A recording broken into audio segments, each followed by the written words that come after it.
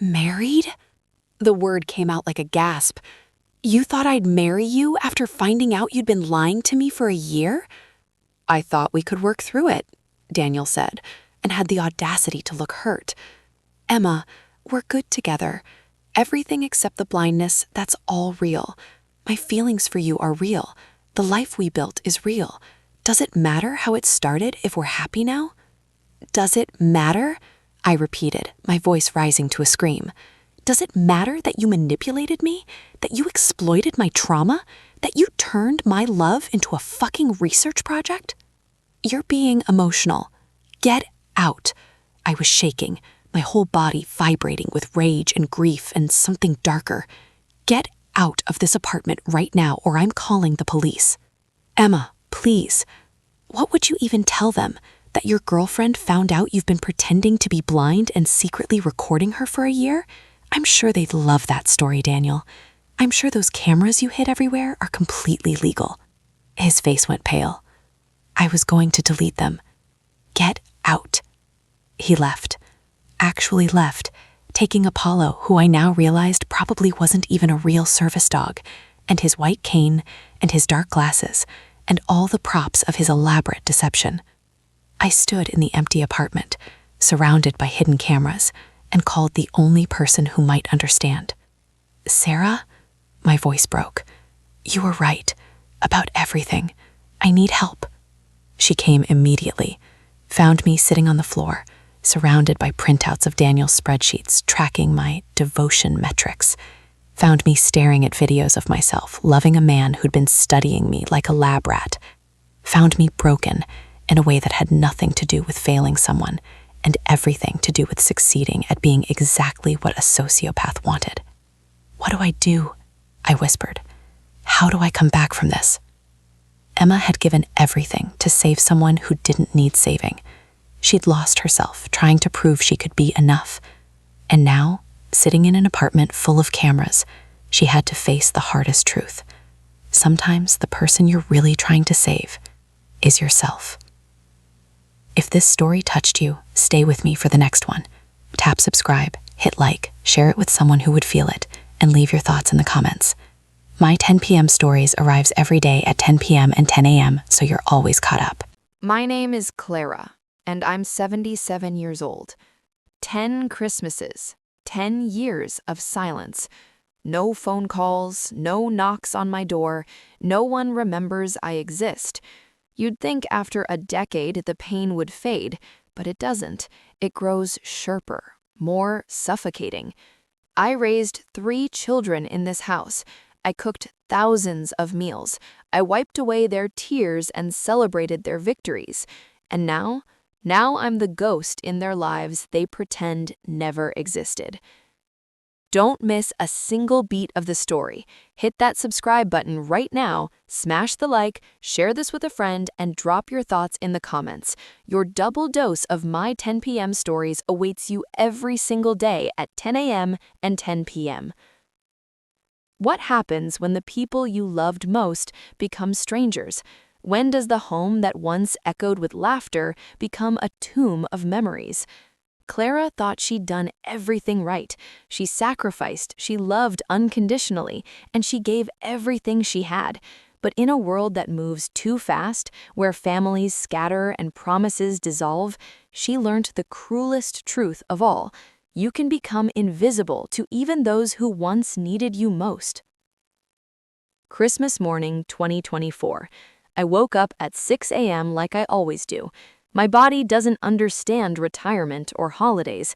It remembers decades of waking early to prepare breakfast for Michael, Sarah, and James. They'd stumble down the stairs, sleepy-eyed and messy-haired, and I'd have pancakes waiting. The kitchen would smell like cinnamon and maple syrup. Michael always ate 4 pancakes. Sarah picked out the chocolate chips first. James drowned everything in whipped cream. I made pancakes this morning, too. 3, 1 for each child who isn't here. The kitchen table stretches out before me, 6 chairs surrounding it like silent witnesses to what this house used to be. I set 1 plate, 1 fork, 1 napkin folded the way my mother taught me 60 years ago. The pancakes sit there getting cold while I stare at the empty chairs. Michael's chair, where he'd read the newspaper and grunt responses to my questions. Sarah's chair, where she'd talk about her dreams of becoming a doctor. James's chair, where he'd make us all laugh with his terrible jokes. I decorated the house yesterday. It took me 4 hours. My arthritis makes everything harder now, but I climbed the stepladder anyway. I hung the same ornaments we've had since 1982. I positioned the nativity scene on the mantle exactly where it's always been. I even put up stockings with their names embroidered on them, stockings I made by hand when they were babies. 3 stockings, 3 empty chairs, 3 children who have better things to do. My phone sits on the table next to my plate, screen dark and silent. I've checked it 17 times since I woke up. No messages, no missed calls, not even a generic text wishing me happy holidays. Maybe they'll call later, I tell myself, knowing they won't. Michael was my firstborn, the one who made me a mother. He came into this world screaming, red-faced and angry, and I fell in love so completely it terrified me. I was 23 years old and had no idea what I was doing, but I learned. God, did I learn. I nursed him through colic and croup and chickenpox. I sat up countless nights when he couldn't sleep, walking circles around his bedroom, singing lullabies my own mother sang to me. He's 52 now, lives in Boston with his second wife, Catherine. I've met her 3 times in the 7 years they've been married. She's polite in that cold, distant way some people are perfect. She smiles, but her eyes remain empty. She calls me Mrs. Patterson, even though I've asked her to call me Clara. Michael calls me once a month, always on the first Sunday, always at exactly 2 p.m. The conversations last 12 minutes on average. I've timed them. We talk about the weather, about his work at the consulting firm, and about surface-level nothing. He asks if I'm doing okay in a tone that suggests he hopes I'll say yes quickly so we can move on. I always do. I tell him I'm fine. I tell him the house is fine. I tell him everything is fine because I learned years ago that honesty makes him uncomfortable. Last month, I broke the pattern. I told him I was lonely. The silence that followed lasted so long I thought the call had dropped. Then he cleared his throat and said, "Mom, you should look into those senior activity centers. They have bingo and stuff." Then he remembered he had a meeting and had to go. He hasn't called since. I wonder if he even remembers it's Christmas. After breakfast, I walk through the house looking at photographs. They line the hallway like a museum exhibit of a life that used to matter. Here's Michael at 8 years old, gap-toothed and holding up a soccer trophy. Sarah, at 13, dressed for her first school dance, so beautiful it made my chest ache. James, at graduation, throwing his cap in the air, the future bright and limitless before him. There's one of all 3 of them together, taken 20 years ago at Christmas. They're sitting on this very couch, wrapped in matching red sweaters I knitted. Michael has his arms around his siblings. Sarah's laughing at something James said. The tree glows behind them, presents stacked underneath. We were whole then. We were a family. I stopped taking photographs about 10 years ago. Around the same time, the visits stopped. The phone calls became less frequent. The excuses are more creative. Mom, work's been crazy. Mom, the kids have so many activities. Mom, maybe next month. Next month becomes next year, becomes never. I run my finger along the glass covering that Christmas photo, leaving a faint smudge. The people in this picture feel like strangers now. Or maybe I'm the stranger. Maybe I've become someone they don't recognize, someone inconvenient, someone old and slow and boring, with stories they've heard too many times and needs they don't want to meet. The house is too quiet. It's always too quiet now. I used to complain about the noise when they were young, the constant chatter, the music blaring from their rooms, the thundering footsteps on the stairs, friends coming and going at all hours. I'd dream about peace and quiet. I'd fantasize about having the house to myself. Be careful what you wish for. Sarah was my gentle child. the one who cried when we had to kill spiders instead of releasing them outside. She'd bring home injured birds and try to nurse them back to health. She became a pediatrician, just like she always said she would. I was so proud when she graduated medical school. I sat in that auditorium weeping while she walked across the stage to receive her diploma, knowing all those nights I'd helped her study, all those sacrifices I'd made to afford her education had been worth it. She lives in San Francisco now, 3,000 miles away. She has twins, Emma and Ethan, who just turned 6. I've seen them 4 times. 4 times in 6 years. The last visit was 18 months ago. They stayed for 3 hours. Sarah spent most of that time on her phone responding to work emails she said were urgent. The twins didn't know who I was. Emma asked Sarah if I was the babysitter. Sarah sends me photos sometimes. Usually it's one of the twins doing something adorable or achieving some milestone. Look at Emma's report card. Ethan scored a goal in soccer. I respond with heart emojis and enthusiastic messages, trying to sound like the grandmother I'm supposed to be instead of the stranger I actually am. I asked her once if I could visit them. I offered to fly out there and stay in a hotel so I wouldn't be in the way. She said yes, enthusiastically even, but when I tried to pin down dates, everything became vague. Work's really busy right now. Let me check our schedule. Maybe in a few months when things calm down. Things never calm down. Work is always busy, the schedule is always full. This morning, I sent her a text, just 3 words. Merry Christmas, sweetheart. The message shows as read, but there's no response. Around noon, I hear laughter from the house next door. The Hendersons. They're young, early 30s maybe, with 2 small children who shriek with delight as they tear open presents. Through my kitchen window, I can see them in their backyard. Mr. Henderson is setting up some kind of inflatable snowman. Mrs. Henderson is taking pictures. The kids are running circles around their dog, wearing pajamas and winter coats, their breath making little clouds in the cold air. They moved in 2 years ago. Nice people. They wave when they see me. Sometimes Mrs. Henderson brings over cookies. Not often, but sometimes. Enough that I know they're aware I exist, which is more than I can say for my own children. Last week, Mrs. Henderson knocked on my door. She was organizing a neighborhood Christmas dinner and wanted to invite me. My heart leapt. An invitation. Someone actually wanted my company. But then she explained it was a potluck and everyone was supposed to bring a dish that served 12 people.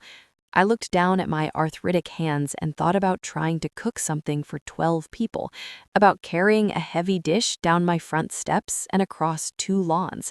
I thought about sitting at a table full of young families with inside jokes and shared histories.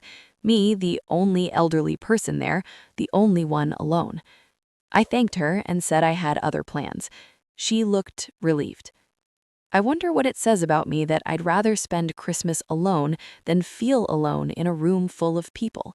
I wonder when I became this person, this fearful, isolated creature who lies to avoid awkward dinner parties. Through the window, I watched the Henderson children playing, and I remember when my yard was full of life like that. Now it's just dead grass and silence.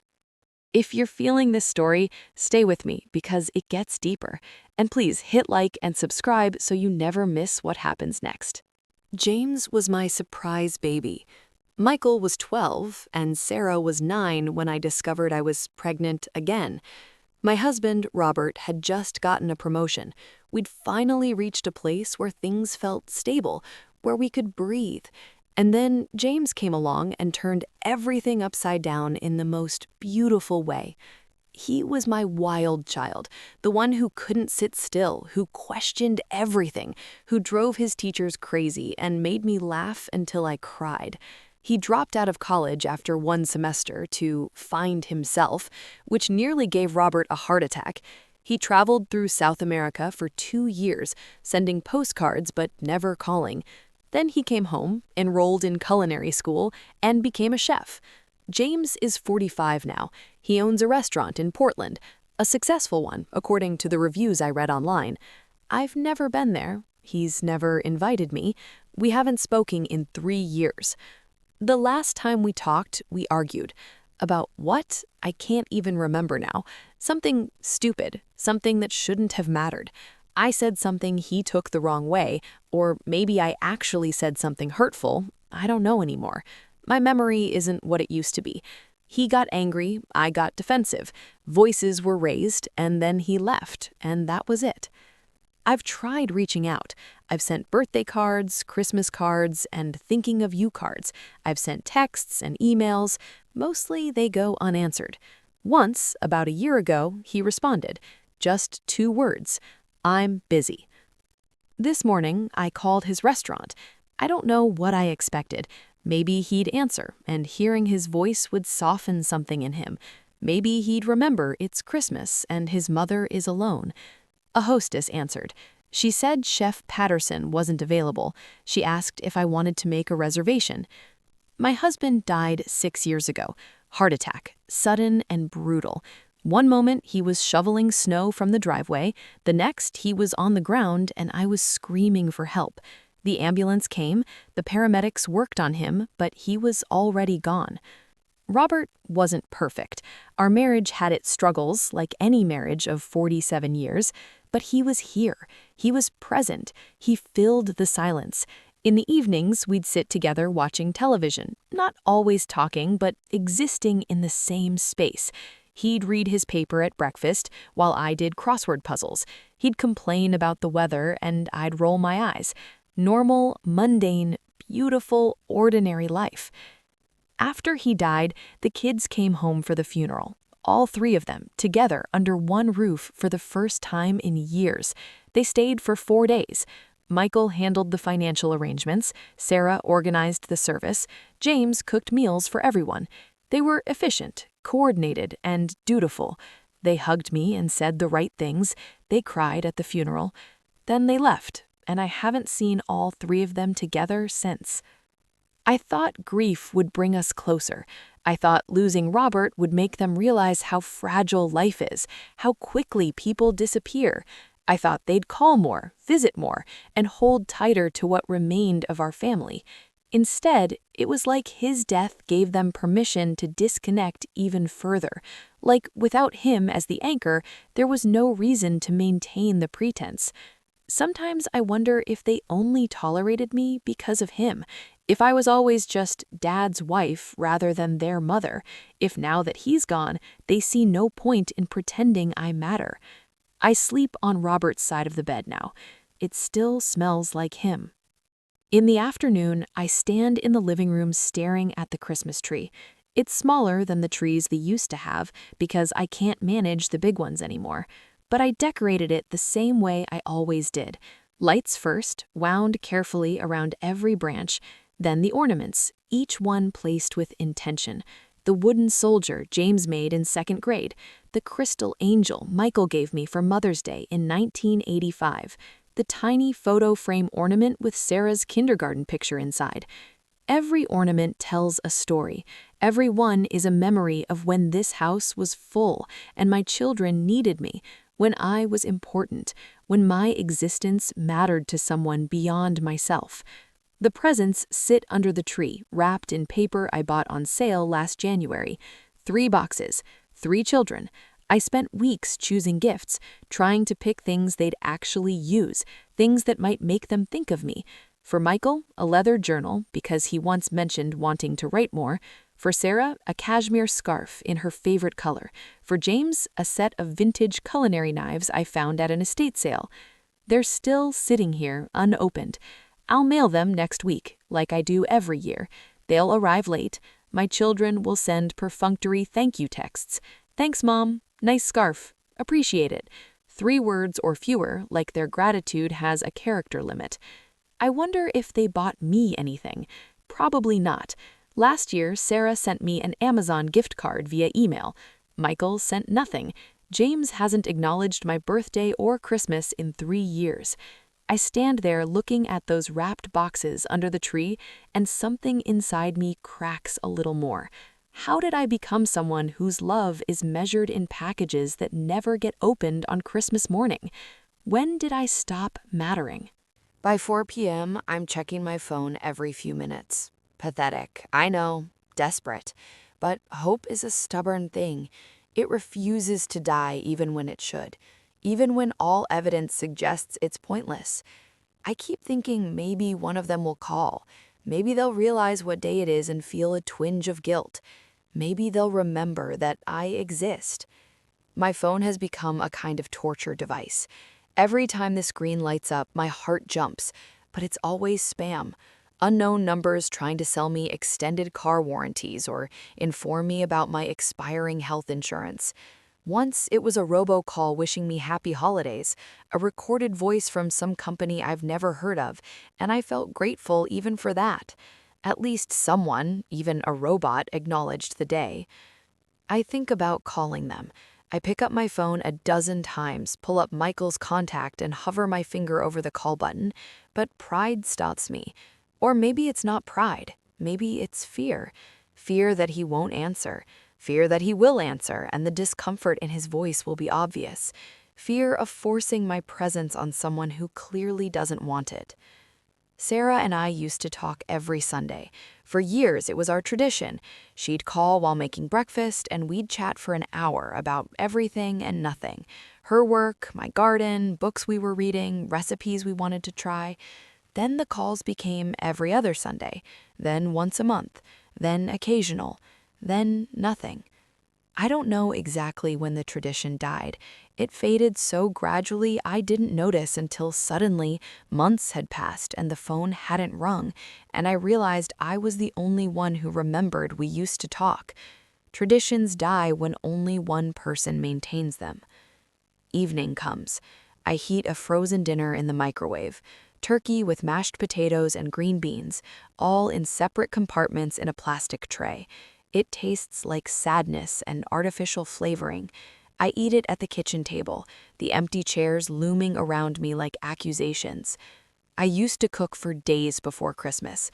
Turkey with sage stuffing, honey-glazed ham, mashed potatoes with real butter and cream, green bean casserole, sweet potato pie, dinner rolls that took hours to make because I refused to buy the ones from the store.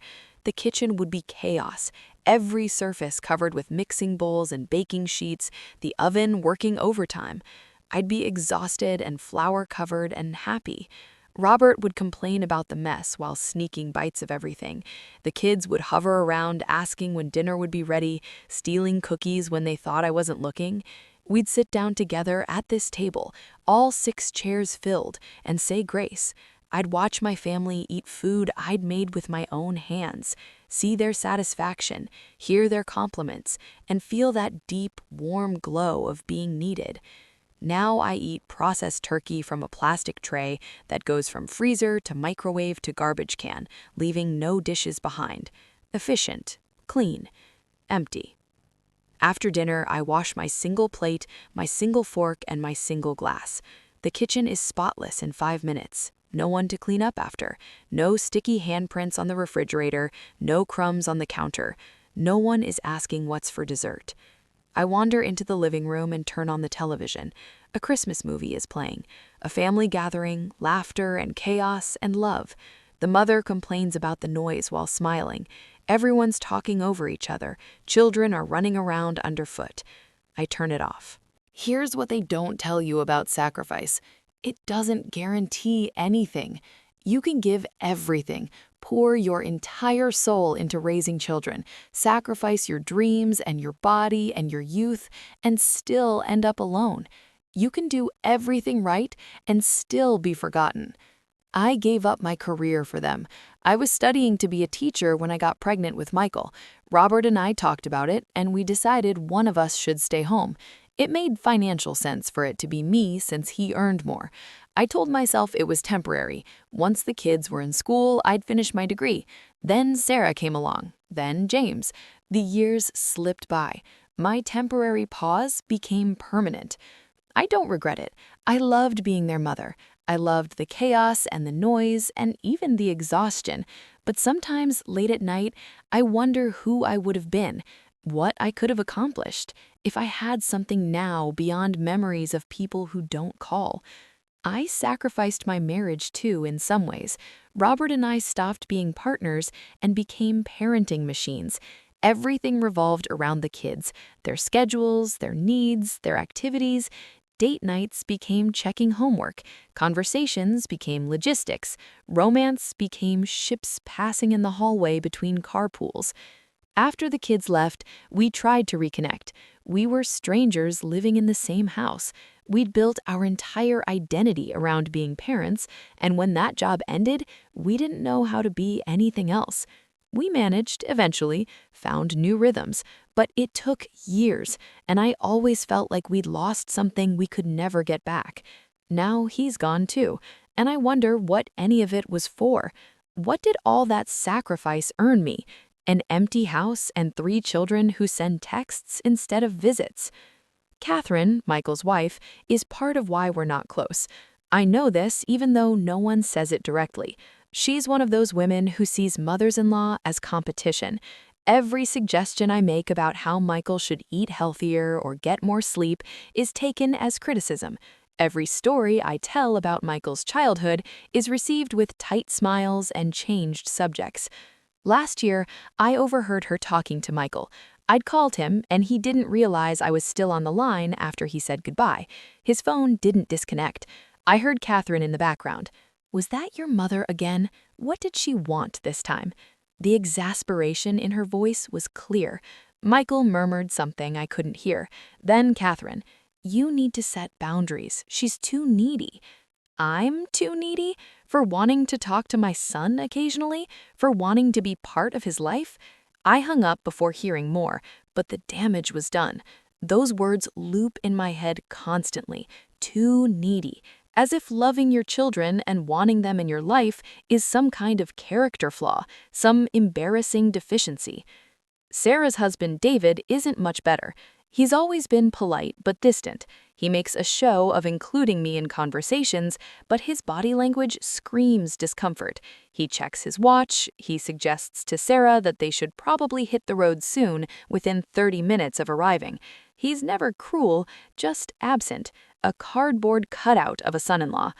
James never married, never even had a serious relationship that I knew about. I used to worry about him ending up alone. Now I'm the one who's alone, and he's probably surrounded by friends and restaurant staff, living his best life without the burden of his aging mother weighing him down. After the television disappointment, I opened my laptop. I'm not great with technology, but I've learned the basics. I have a Facebook account that I check daily, desperate for any connection to my children's lives.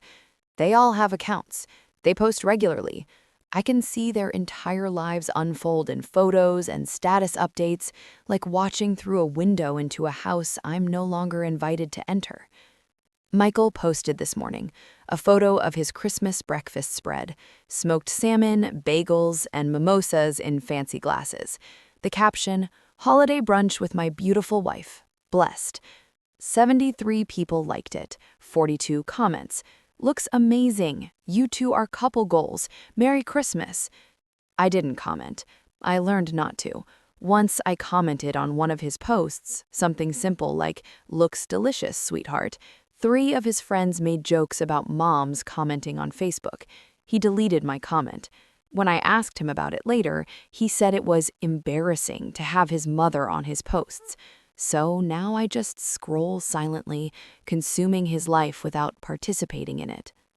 Sarah posted photos of the twins opening presents, mountains of gifts, wrapping paper everywhere, their little faces glowing with joy.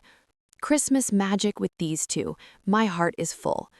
I stared at those photos for 20 minutes. My grandchildren, growing up without knowing me. Emma looks so much like Sarah did at that age. Ethan has my father's eyes. I wanted to comment. I wanted to say they're beautiful or Merry Christmas to my precious grandchildren. But I didn't, because Sarah rarely responds to my comments, and when she does, it's with a heart emoji and nothing more, like I'm a distant acquaintance she's being polite to, rather than the woman who gave birth to her. James doesn't post personal photos, only pictures of food from his restaurant.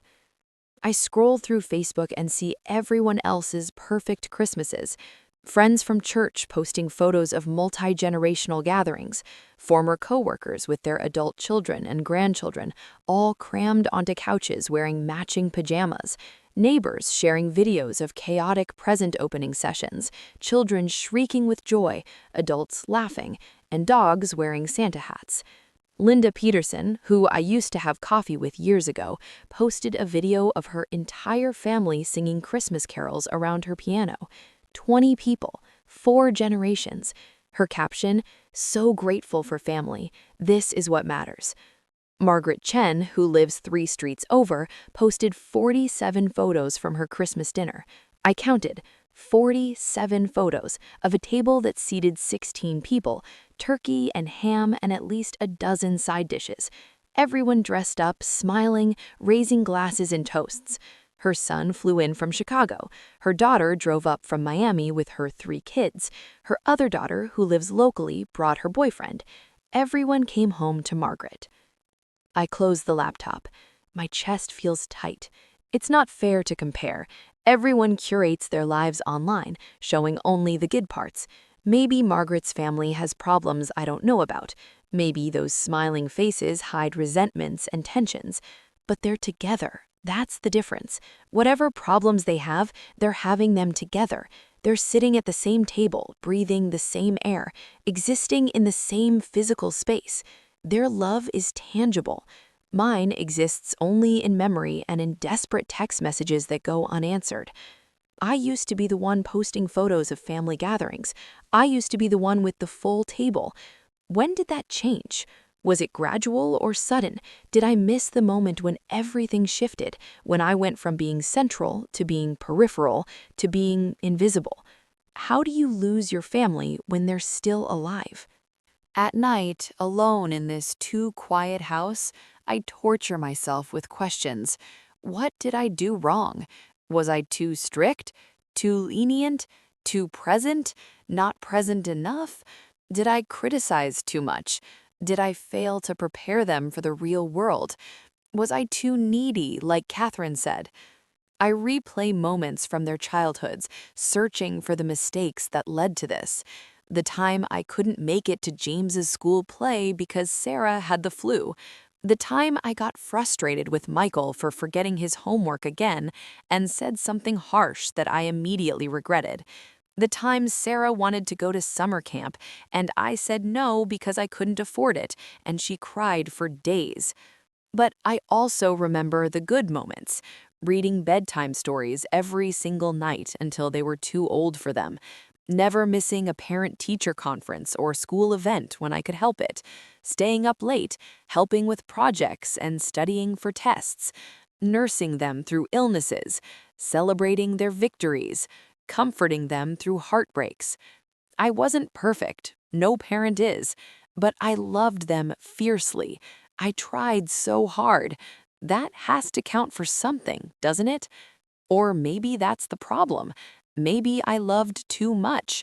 Maybe I made them my entire world, and when they grew up, they needed to escape the weight of that love.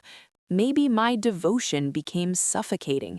Maybe they needed to cut ties to become their own people. But 10 years? 10 Christmases without even a phone call? That can't just be about establishing independence. That's something else. That's rejection. That's abandonment. The guilt mixes with anger. I swing between blaming myself and blaming them, between thinking I failed them and thinking they failed me, between depression and rage. Nothing resolves, nothing heals. I'm just stuck here, alone, with my questions. Here's what else no one talks about: how society treats elderly people who don't have family around, how you become invisible, how people look at you with pity or discomfort, how they make assumptions. When I mention I live alone, people's faces change. They become careful. "Oh," they say, "that must be quiet." What they mean is, what did you do to make your children abandon you? Because the assumption is always that it's the parents' fault. Good parents have children who visit. Involved parents have relationships with their grandchildren. If you're alone, it must be because you deserve to be. No one considers that maybe you have selfish children, that maybe you raised people who got so caught up in their own lives they forgot about the woman who gave them life, that maybe the fast pace of modern society and the constant pressure to achieve and succeed and optimize every moment leave no room for inconvenient obligations like visiting your elderly mother. Everyone's busy. I understand that intellectually. Michael has his high-pressure job. Sarah has her medical practice and 2 small children. James has a restaurant to run. They're important people doing important things. I'm just old Clara in her too big house with nothing but time and memories. But busy is a choice, isn't it? They make time for their friends, for their hobbies, and for their vacations. They make time for what they prioritize, and I'm not a priority. The cruelty isn't active. They don't hate me. They probably think about me occasionally and feel a twinge of guilt before getting distracted by something else. The cruelty is passive. It's neglect. It's forgetting. It's letting years slip by without noticing. It's thinking, I should call mom, and then not calling. Passive cruelty is still cruelty, even if it's accidental. Around 10 p.m., something inside me breaks. Maybe it's the wine I shouldn't have drunk on top of my medication. Maybe it's 10 years of accumulated grief finally reaching critical mass. Maybe I'm just tired of pretending this is okay. I pick up my phone and I call Michael.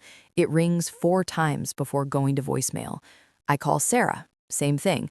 I call James, knowing he won't answer, but doing it anyway because I need to do something, anything, to acknowledge that this isn't acceptable. None of them answers. I sit on my couch, phone clutched in my arthritic hands, and I start to cry. Not pretty crying. Ugly, gasping, painful sobs that make my chest hurt and my throat raw. I cry for the family we used to be. I cry for the mother I used to be, needed and important and loved. I cry for the grandmother I'll never get to be. I cry for 10 Christmases alone and however many more are coming. I cry because I'm 77 years old and I don't know how much time I have left and I'm spending it alone. I cry because my children are alive and healthy and successful, and I'm grateful for that, but I'm also angry because what's the point of raising successful children if they're too successful to call their mother? The sobs eventually slow, my tears dry up. I'm left sitting in the dark living room, the Christmas tree lights blinking artificially, the silence pressing in from all sides. I feel emptied out, hollow. My phone screen lights up, a notification. For a moment, wild hope surges through me, but it's just an email. Some stores are having a post-Christmas sale. I throw the phone across the room. It doesn't break. In the quiet after my breakdown, something crystallizes, a truth I've been avoiding for 10 years. My children aren't going to change. This is who they are now. Adults with their own lives, their own families, their own priorities. I'm a footnote in their stories, a character who appeared in the early chapters and then faded into the background. I've been waiting for something to shift, for them to wake up one day and realize what they've been doing, for a crisis that brings them home, for some magical moment of recognition where they understand how much they've hurt me, and they apologize, and we rebuild what we lost. But that's not going to happen. People don't change just because you need them to. They don't suddenly develop empathy they didn't have before. Michael will keep calling once a month with his perfunctory check-ins. Sarah will keep sending photos of her children growing up without me. James will keep pretending I don't exist. And I can either spend the rest of my life waiting for a reunion that will never come, bitter and angry and alone, or I can find a way to live with this reality. The house is too big. That's what I realize, sitting there in the dark. Too big for one person, too full of ghosts. Every room echoes with memories of what was and will never be again. Maybe I need to leave. Sell the house, move to one of those senior living communities, the nice ones with activities and common areas where people actually talk to each other. Maybe I need to build a new life instead of haunting the ruins of my old one. The thought terrifies me. This house is all I have left of when things were good, but maybe that's exactly the problem.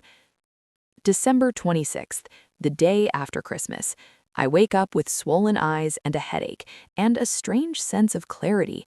I make coffee and sit at the kitchen table with a notepad, and I start making a list. Things I can control, things I can change. I can't make my children love me the way I need to be loved. I can't force them to call or visit. I can't resurrect the family we used to be, but I can stop waiting. I can stop organizing my entire existence around the hope that this will be the year they remember me. I write, look at senior living communities. I write, call the real estate agent about listing the house. I write, join a book club. I write, volunteer at the library. I write, take that watercolor class at the community center. Small things, manageable things, ways to build a life that isn't centered on people who aren't here. My hand shakes as I write, because this feels like giving up, like admitting defeat, like accepting that I failed somehow. But maybe it's not failure. Maybe it's survival. Maybe it's choosing life, whatever life I have left, over waiting to be chosen by people who won't choose me. I think about my mother. She died alone in a nursing home. I visited her once a week, every week, until the end. She'd hold my hand and tell me stories I'd heard 1,000 times, and I'd sit there patiently, because that's what you do. That's what children do for their parents. Except apparently that's not what all children do. The anger flares up again, hot and bitter. I push it down. Anger won't help. Anger won't change anything. I need to move forward, even if forward means leaving behind everything I thought my life would be. At 3 p.m. on December 26th, my phone rings. I'm in the bedroom packing up some of Robert's old clothes for donation when I hear it. I almost don't answer. I'm tired of robocalls and spam, but something makes me check the screen. Sarah. My heart stops, then races. I answer on the second ring, trying to sound normal instead of desperate. Hello? Mom. Her voice sounds strained. Hi, I'm sorry I didn't call yesterday. Things were just crazy with the kids, and David's family came over, and... It's okay, I interrupt, even though it's not. Even though one phone call would have taken 5 minutes. Even though crazy is just another word for you weren't important enough. How was your Christmas? She asks. I could tell her the truth. I could describe the frozen dinner and the crying and the empty chairs and the 10 years of loneliness. I could make her understand what she's done to me, what they've all done to me. But I don't. It was quiet, I say. Nice. We talk for 6 minutes. She tells me about the twins' presents. She mentions work being stressful. She asks superficial questions about my health. We don't talk about anything that matters. We don't acknowledge the chasm between us. Before she hangs up, she says, we should try to visit soon, maybe in the spring. That would be lovely, I say, knowing it won't happen. After we disconnect, I sit holding my phone, and I realize something important. The call doesn't fix anything. It doesn't fill the emptiness. It doesn't undo 10 years of neglect. It's a Band-Aid on a wound that requires surgery. But I also realize I don't need them to save me.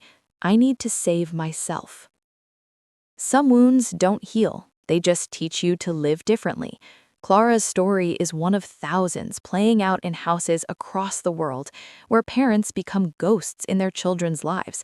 But her story isn't over yet, not while there's still breath, still choice, still tomorrow. If this story touched you, stay with me for the next one. Tap subscribe, hit like, share it with someone who would feel it, and leave your thoughts in the comments. My 10 p.m. stories arrives every day at 10 p.m. and 10 a.m., so you're always caught up.